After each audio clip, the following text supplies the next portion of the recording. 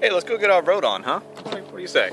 So here's the thing about voting. I know a lot of people who are really disenfranchised about the two-party system. They really hate it. They're like, oh, it's always voting for one of two evils, blah, blah, blah, blah, blah, blah, blah. That's fine. If you don't want to vote for the president or your mayor or your local congressman or any of the people that are being voted for, that's fine. I don't give a shit. But know this.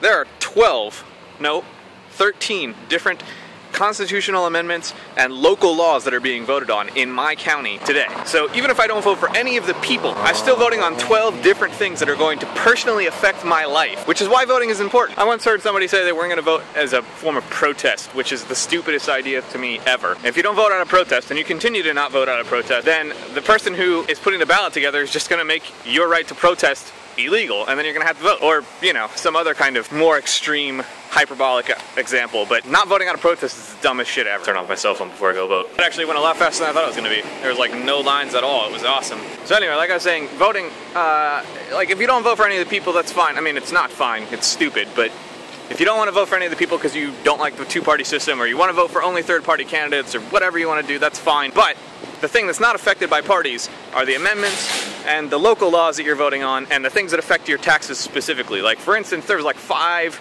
ballot initiatives this year that directly, or at least indirectly, affected my taxes, because there were tax breaks for people that aren't me, but are probably going to raise my taxes to make up for the difference. That's what I was voting on. I don't really care necessarily about the people, although I did vote for Barack Obama, I'm not secret about it. But I don't really care about the people necessarily. I care about the things that actually affect me, which are the ballot initiatives, the amendments. If you don't understand something on your ballot, just look it up.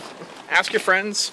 I'm sure lots of people have friends that are in, you know, law school or some other kind of thing that will very much understand the crap that's on your ballot. I didn't understand like 3 different amendments on the ballot this year, so I asked my friends on Facebook, and a lot of them explained it to me. Generally speaking, most ballot initiatives, you can get an explanation of what the wording and what you're voting on without having to get an explanation as to how you're supposed to vote from your friends.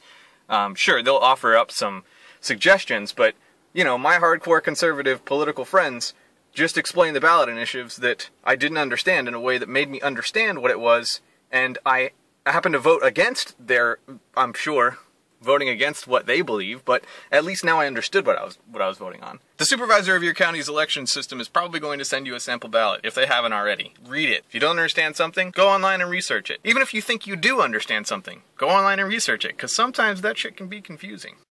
Vote. No excuses. I don't care about your protest or your dislike of the two-party system, just fucking vote.